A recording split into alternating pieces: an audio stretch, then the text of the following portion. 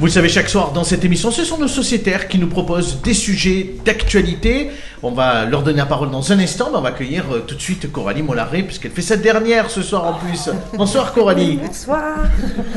Vous allez bien Coralie? Très bien. Bon, c'est votre dernière parce que vous attendez un heureux événement, que vous allez partir quelques mois, mais vous serez de retour au printemps. Ou peut-être en décembre, si du coup il y a la ligne pour Séville, on reviendra poser des questions. Mais on pourra faire de la visio, Romain, tout ce qu'il faut pour faire tout ça. Je serai pas loin. Bon, de toute façon, vous me soufflerez quelques questions, je l'espère. Bah oui. Hein, bon, parfait. Il y a le téléphone. Allez, on va demander à Catherine de démarrer ce soir avec son sujet, puisque vous vouliez revenir sur les annonces du ministre de la Santé. Oui, déjà je précise que je suis fumeuse, que je fume et que malgré tout je cautionne et j'adhère aux propositions faites par le ministre de la Santé Aurélien Rousseau qui visent malgré tout à protéger les fumeurs. De fumer, c'est une véritable addiction et je pense que tout un chacun a besoin d'aide et collectivement aussi. Donc après ces annonces qui bien sûr sont contraignantes puisqu'il y a une augmentation du prix du paquet de cigarettes, il y a des contraintes des endroits où il va être interdit de fumer, mais si on regarde un petit peu dans le rétroviseur, en 1991, lorsque la loi Evin est sortie, il y a eu un tollé de beaucoup contre cette loi Evin. Et maintenant, s'il fallait qu'on revienne à la situation d'avant 1991, personne ne souhaiterait.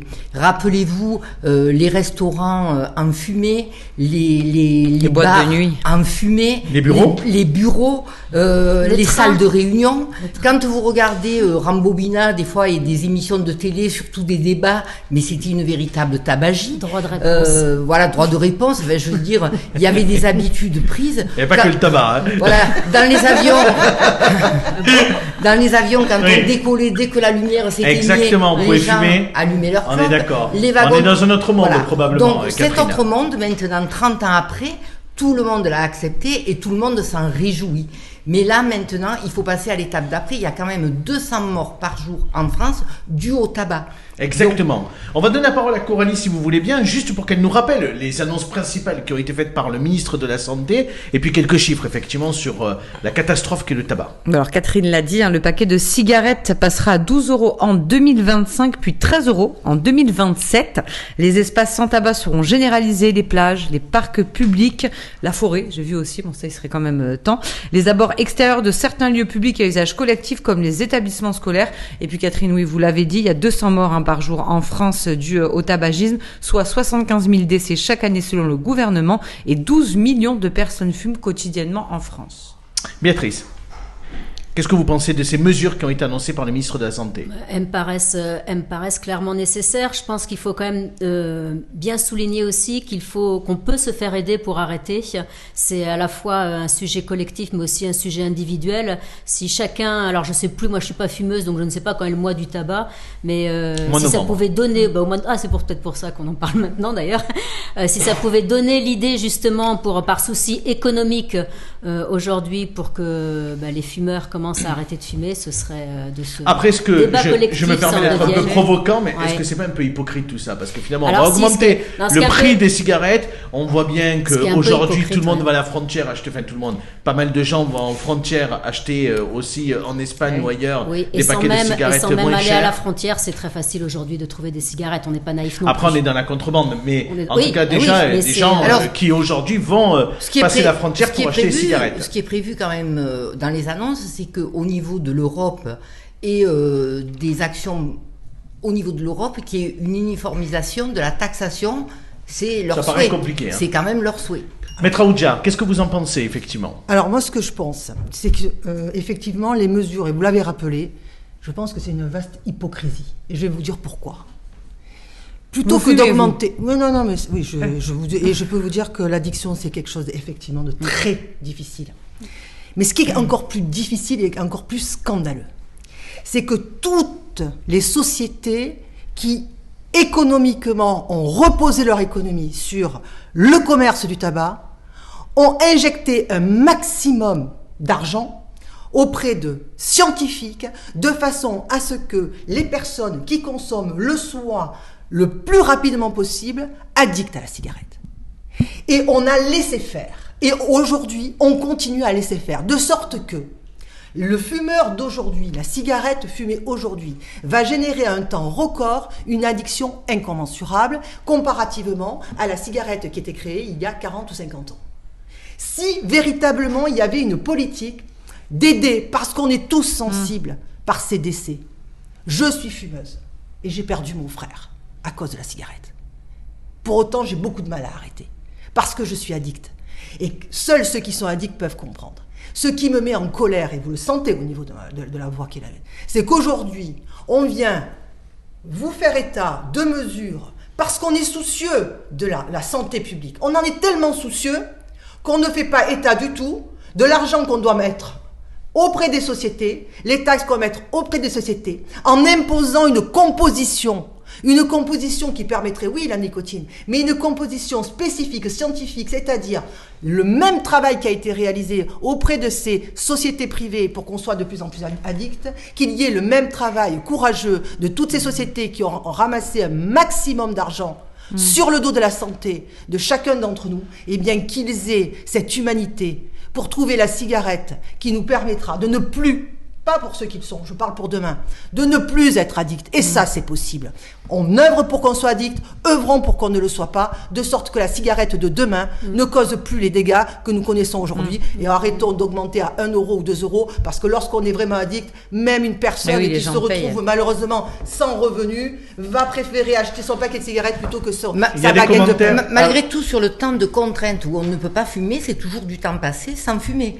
Quand vous montez à Paris dans le TGV, vous passez 3 heures sans fumer, alors que chez vous, vous auriez fumé. Si à la plage c'est interdit de fumer, vous ne fumerez plus, de même qu'on ne fume plus dans les restaurants. Donc, moi je pense que malgré tout, l'imposition d'un temps contraint sans cigarette, c'est toujours ça de gagner. Caroline, il y a plusieurs questions et plusieurs interpellations. Il y a plusieurs interpellations, effectivement, où on nous dit que le lobbying du tabac est plus fort que l'État, finalement. On nous dit également que les véritables fumeurs fumeront toujours. Cela va continuer de paupériser les populations les plus précaires. Il y a également Colin qui nous explique, du coup, comment faire respecter l'interdiction de vente de tabac aux mineurs. Le Comité national contre le tabagisme alertait en 2022 que 2 tiers des buralistes ont vendu du tabac aux mineurs en 2021. Maître Aoudja. Oui, bon... Les mesures ont été prises, on est sensible au décès. Oui, mais c'est vrai que c'est pas le même logiciel. La question peut-être pour élargir un peu le sujet, il y a une autre annonce, c'est ces fameuses puffs, c'est-à-dire ces cigarettes jetables électroniques qui vont être interdites. Pourquoi aujourd'hui on fait le choix de les interdire en prenant le risque peut-être que ces jeunes ils se dirigent à nouveau vers la cigarette classique? Moi, par rapport à cette question, j'ai pas la réponse, mais par contre, je voulais rebondir sur ce que vous disiez. C'est intéressant, c'est effectivement une idée intéressante ce que vous dites, mais est-ce que vous connaissez un seul pays qui s'est lancé dans cette recomposition de la cigarette, comme vous dites? Aucun. Voilà, c'est ça le souci. Donc ça veut dire que la technologie n'est pas suffisante. Qu'est-ce qui le justifie? Je vais même aller plus loin. Oui. Pour les courageux, ces hommes scientifiques courageux qui ont osé dénoncer, leur vie a été mise en jeu. Ah oui.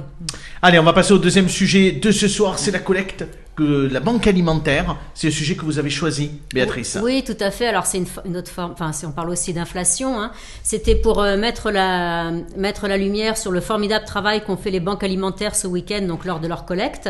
Une collecte dans le Gard qui a plutôt bien réussi puisqu'on a récupéré à peu près 8% de dons supplémentaires. Donc c'est plutôt une bonne nouvelle. Sauf qu'en parallèle, les banques alimentaires sont confrontées à un surplus aussi de bénéficiaires. Et il y a à peu près 9% de bénéficiaires en plus qui fréquentent les banques alimentaires. Parmi les bénéficiaires, il y a de plus en plus de travailleurs pauvres, de plus en plus de femmes seules avec des enfants qui sont à des mi-temps, qui travaillent à mi-temps imposé, enfin à temps partiel imposé. Et donc, je voulais aussi parler de ce débat parce que demain, de cette collecte, parce que demain, les écologistes, nous organisons un débat sur comment bien manger. Quand je dis bien manger, c'est manger sainement. On est encore sur un sujet de santé publique. Comment bien manger sainement malgré cette inflation.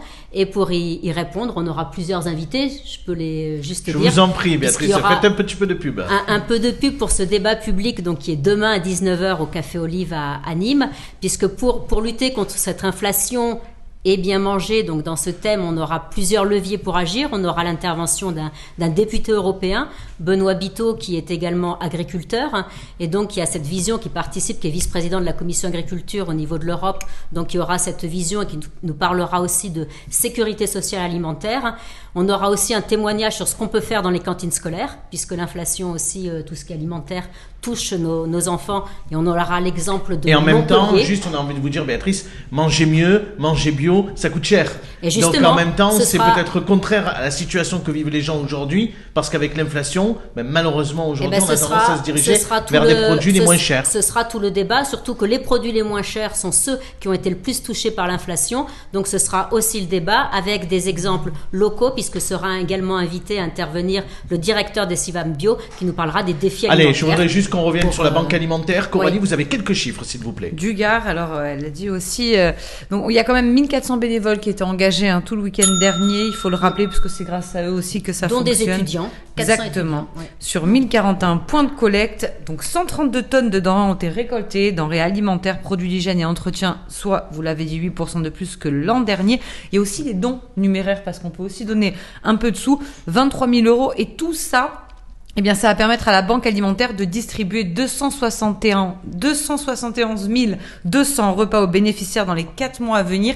Et c'est vrai que tout à l'heure, j'avais le président de la Banque alimentaire au téléphone, et lui, il est très inquiet à la sortie de l'hiver, puisque forcément, il y aura des factures, peut-être que des familles ne vont pas réussir à payer. Et donc, c'est là, on va avoir quand même besoin de cette solidarité. Catherine.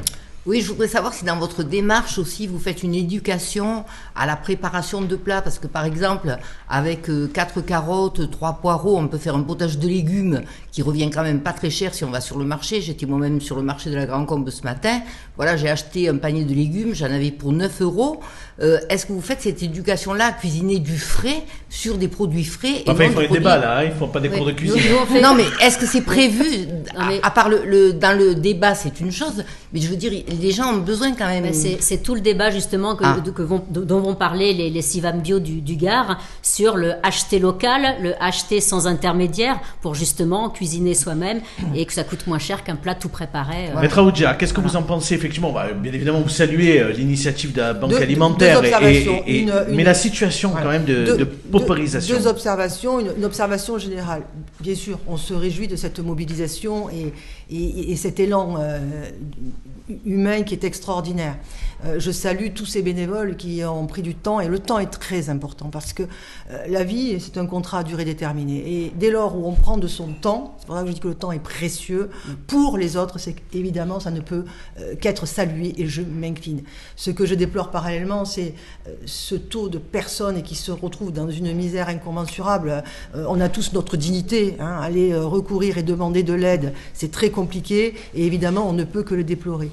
Et la deuxième observation, et c'est en ce sens que je trouve votre débat très intéressant, parce que dans l'inconscient collectif, on a l'idée selon laquelle, dès lors où on mange sainement, ça a un coût, comme si le privilège de bien manger n'appartient qu'à ceux qui ont matériellement la possibilité de pouvoir manger sainement. Donc mettre le débat justement pour ces personnes qui sont plus en difficulté, je trouve ça très intéressant, et là aussi, bravo. Merci à tous en tout cas pour le débat de ce soir. Donc,